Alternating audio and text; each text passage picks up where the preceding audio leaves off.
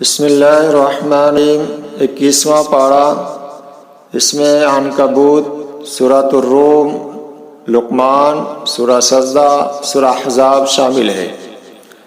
سب سے پہلے اللہ تعالیٰ نے یہ کہا کہ اے نبی آپ قرآن پڑھیے جو آپ کی طرف وحی کی جاتی ہے، نماز پڑھیے، بے شک نماز بے حیائی اور بری باتوں سے روکتی ہے۔ اس کے بعد اللہ نے کہا اللہ کا ذکر کیجیے، اللہ کا ذکر بہت بڑی بات ہے۔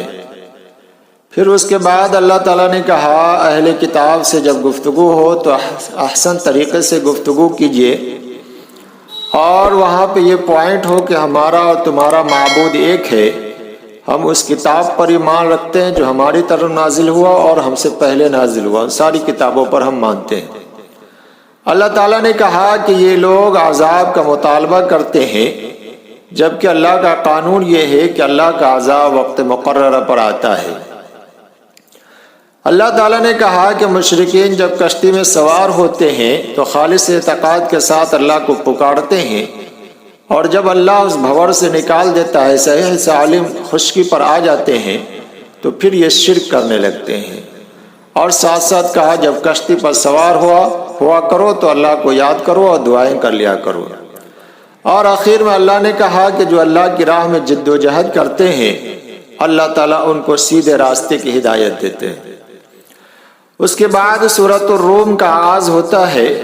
سورۃ الروم میں پیشن گوئی کی گئی ہے، اور اس میں پیشن گوئی یہ ہے کہ چند سالوں کے بعد روم غالب آ جائیں گے، اور اس میں روم کے فتح یاب ہونے کی خوشخبری دی گئی۔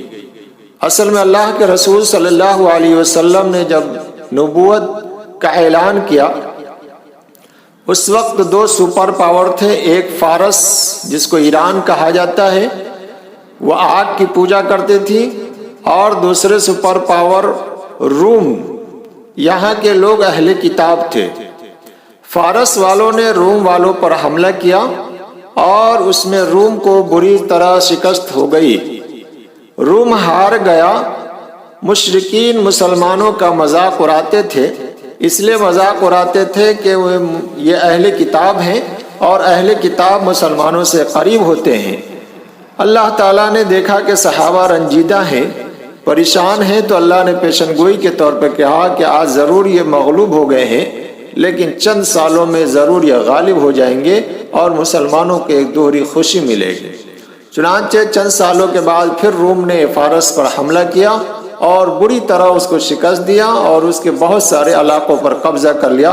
اس کی طرف اللہ نے اشارہ کیا۔ اس میں اللہ نے اپنی نشانیوں کو شمار کیا۔ اللہ نے کہا اللہ نے تمہیں مٹی سے پیدا کیا، تمہارے جوڑے تمہارے جنس سے بنائے، آسمان و زمین کو پیدا کیا،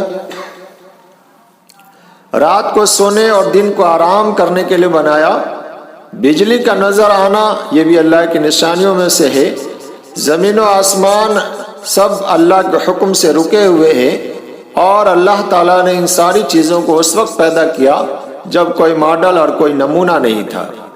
قیامت کے دن کے بارے میں اللہ نے فرمایا کہ قیامت کے دن مومن خوشنما باغ میں ہوں گے، اور اس کے بعد اللہ تعالیٰ نے کہا کہ ایمان والو زمین میں چلو پھرو اور جھٹلانے والوں کا انجام دیکھو، اور آخر میں اللہ نے کہا کہ صبر کیجیے، اللہ کا وعدہ برحق ہے۔ سورہ لقمان کا آغاز ہوتا ہے۔ سورہ لقمان کے شروع میں اللہ تعالیٰ نے قرآن کی حقانیت کو بیان کیا، اور اس کے بعد نضر بن حارث کے بارے میں تذکرہ آیا۔ یہ شخص باہر سے قصے کہانیوں کی کتاب لاتا اور پڑھتا، اور اس کا مقصد یہ ہوتا تھا کہ کسی طرح مسلمانوں کو قرآن سے دور کیا جائے۔ اس لیے اللہ تعالیٰ نے اس کا تذکرہ کیا کہ جو لوگ لہو الحدیث خرید کر لاتے ہیں اور بہکانے کی کوشش کرتے ہیں یہ گمراہ ہیں، یہ بھٹکے ہوئے ہیں۔ اللہ تعالیٰ نے اپنی نشانیوں کا تذکرہ کیا، اور پھر اس کے بعد اللہ تعالیٰ نے حضرت لقمان علیہ السلام کا تذکرہ کیا۔ حضرت لقمان علیہ السلام نبی نہیں تھے، لیکن اللہ کے برگزیدہ اور نیک بندے تھے۔ انہوں نے اپنے بیٹے کو جو نصیحت کی وہ بہت ہی انمول نصیحت ہے، اس لیے اللہ تعالیٰ نے قرآن کریم کے اندر اس کا تذکرہ فرما دیا۔ وہ نصیحت کیا تھی؟ سب سے پہلے اپنے بیٹے سے کہا یا بنی لا تشرک باللہ، اے بیٹے اللہ کے ساتھ کسی کو شریک نہ ٹھہراؤ۔ نمبر 2 والدین کا احترام کرو۔ نمبر 3 والدین کبھی غلط کام کا حکم دے تو اس کو نہ مانو۔ نمبر 4 نیکی، اس لیے کہ رائے کے دائنے کے برابر بھی ہوگا تو اللہ تعالیٰ اس کو نکال لائے گا۔ نمبر 5 نماز قائم کرو۔ نمبر 6 نیکی کا حکم دو اور برائی سے روکو۔ نمبر 7 مصیبت پر صبر کرو۔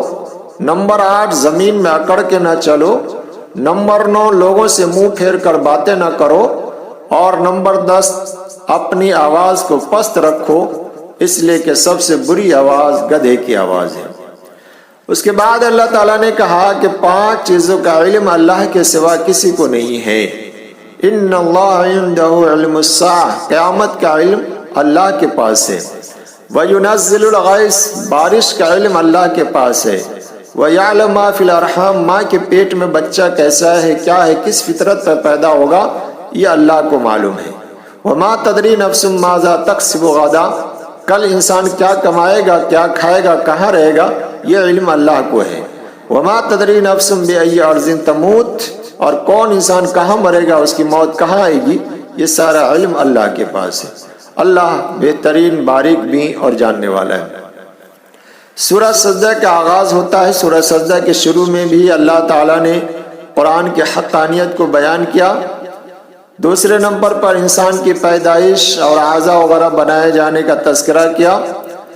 اس کے بعد کافروں کے اعتراض کہ ہم مٹی ہو جائیں گے، اس کا جواب اللہ نے دیا کہ جو ذات پہلی دفعہ پیدا کر سکتی ہے، کیا وہ دوبارہ پیدا کرنے سے قاصر رہے گی؟ اس کے بعد اللہ تعالیٰ نے کہا مجرمین قیامت کے دن اللہ کے سامنے سر جھکائے ہوں گے اور دنیا میں دوبارہ بھیجے جانے کا مطالبہ کریں گے، لیکن اللہ کا اصول ہے کہ جو ایک دفعہ چلا گیا پھر دوبارہ دنیا میں نہیں بھیجا جا سکتا۔ اچھے لوگوں کا تذکرہ اللہ تعالیٰ نے کیا کہ وہ لوگ اللہ کی آیتوں پر ایمان لاتے ہیں، تہجد پڑھتے ہیں، اپنے رب کو پکارتے ہیں اور جو کچھ اللہ نے دیا ہے اس میں سے خرچ کرتے ہیں۔ پھر اس کے بعد جنت اور جہنم کا تذکرہ آیا۔ سورہ احزاب کا تذکرہ آیا۔ شروع میں اللہ تعالیٰ نے کہا ہے نبی، یہاں پر اللہ کے رسول صلی اللہ علیہ وسلم کو بڑے پیارے انداز میں مخاطب کیا گیا، اے نبی کہہ کے، یا ایھا النبی، کافر اور منافقین کی باتوں سے نہ ڈرے، اللہ کا جو حکم ہے اس پر عمل کرے۔ اس کے بعد جاہلیت کے 3 رسوم کا تذکرہ آیا کہ جاہلیت کے اندر 3 طرح کے رسم تھے۔ پہلی بات یہ تھی کہ اگر کوئی شخص بہت زیادہ ذہین اور چالاک ہوتا تو اس کے بارے میں یہ لوگ کہتے کہ اس کے سینے میں 2 دل ہے۔ اللہ تعالیٰ نے کہا ایسا نہیں ہے، اللہ تعالیٰ نے ہر انسان کے سینے میں ایک ہی دل بنائے۔ دوسرا رسم یہ تھا کہ اگر کوئی شخص اپنی بیوی کو ماں بول دیتا تو وہ کہتے تھے وہ اس کی بیوی نہیں رہی بلکہ ماں ہو۔ اللہ تعالیٰ نے کہا کہ اگر کسی نے اپنی بیوی کو ماں بول دیا، جس کو زہار کہا جاتا ہے، زہار کا مسئلہ، تو بولنے سے اس کی ماں نہیں ہوتی، ماں تو وہی ہے جس نے اس کو جنا ہے۔ تیسرا رسم وہاں پہ یہ تھا کہ منہ بولے بیٹے کو حقیقی بیٹا سمجھتے تھے اور جتنا معاملہ حقیقی بیٹے کے ساتھ ہوتا وہی منہ بولے بیٹے کے ساتھ کیا کرتے تھے۔ اللہ تعالیٰ نے کہا کہ منہ بولے بیٹے کو ان کے باپ کی طرف منسوب کرو، جس نے پال رکھا ہے اس کی طرف منسوب نہ کرو، اس کو وراثت میں بھی حصہ نہیں ملے گا اور دوسرے احکام بھی اس پر نافذ نہیں ہوں گے۔ ایمان والوں سے کہا نبی تمہاری جانوں سے بھی زیادہ عزیز ہے۔ نبی صلی اللہ علیہ وسلم کی بیویوں کے بارے میں کہا یہ امت کی مائیں ہیں، جس طرح اپنی ماں کا احترام و اکرام ضروری ہے اس طرح ان کا احترام و اکرام ضروری ہے۔ غزوہ احزاب اور غزوہ خندق کا تذکرہ آیا۔ یہ ایسی غزوہ تھی یا ایسی جنگ تھی جو مدینے میں رہ کر لڑی گئی۔ شہر کے چاروں طرف خندق کھودی گئی حضرت سلمان فارسی رضی اللہ تعالیٰ عنہ کے مشورے سے۔ یہی وہ لڑائی تھی یا جنگ جس کے اندر اللہ کے رسول صلی اللہ علیہ وسلم بھی صحابہ کے ساتھ ساتھ خندق کھودتے تھے۔ صحابہ بھی پریشان، اللہ کے رسول بھی پریشان تھے۔ صحابہ نے ایک دفعہ اللہ کے رسول صلی اللہ علیہ وسلم سے شکایت کی کہ بھوک اب برداشت نہیں ہو رہی ہے۔ اپنے پیٹ کو کھول کر دکھایا تو اس میں ایک ایک پتھر بدھے تھے۔ اللہ کے رسول صلی اللہ علیہ وسلم نے اپنے شکم کو دکھایا تو اس پر 2 پتھر بدھے ہوئے تھے۔ یہی لڑائی تقریباً 20 دن تک چلی، کوئی فیصلہ نہیں ہوتا تھا، بیچ بیچ میں کبھی دشمنوں کی طرف سے تیر اندازی ہوتی، ادھر سے بھی تیر اندازی ہوتی، فیصلہ نہیں ہوتا۔ اللہ تعالیٰ نے اس کے بعد ایک ایسی آندھی چلائی، ایسے طوفان آیا کہ دشمنوں کے خیمے اکھڑ گئے اور دشمنوں کے جو دیگ اور دیگچیاں تھی سب الٹ گئے، اور اس خوف کے مارے وہاں سے دشمن چلے گئے۔ اللہ تعالیٰ نے اس کی طرف اشارہ کیا کہ اے ایمان والو، ہوا کے ذریعے ہم نے تمہاری مدد کی ہے۔ اس کے بعد پیارے نبی صلی اللہ علیہ وسلم کی بیوی کا معاملہ آیا۔ ایک دفعہ حضرت ابوبکر رضی اللہ تعالیٰ عنہ اور حضرت عمر رضی اللہ تعالیٰ عنہ اللہ کے رسول کے پاس پہنچے تو دیکھا کہ آپ صلی اللہ علیہ وسلم کی بیویاں وہاں پہ تشریف رکھی ہوئی ہیں۔ اللہ کے رسول نے کہا کہ دیکھو یہ لوگ مجھ سے ایسی چیز کا مطالبہ کر رہی ہے جو میرے پاس نہیں ہے۔ چنانچہ اس کے بعد حضرت ابوبکر رضی اللہ تعالیٰ عنہ نے اپنی بیٹی حضرت عائشہ کو ڈانٹا، حضرت عمر رضی اللہ تعالیٰ عنہ نے اپنی بیٹی حضرت حفصہ کو ڈانٹا کہ تم ایسی چیزوں کا مطالبہ کیوں کرتی ہو۔ اللہ کے رسول صلی اللہ علیہ وسلم ناراض ہو گئے تھے۔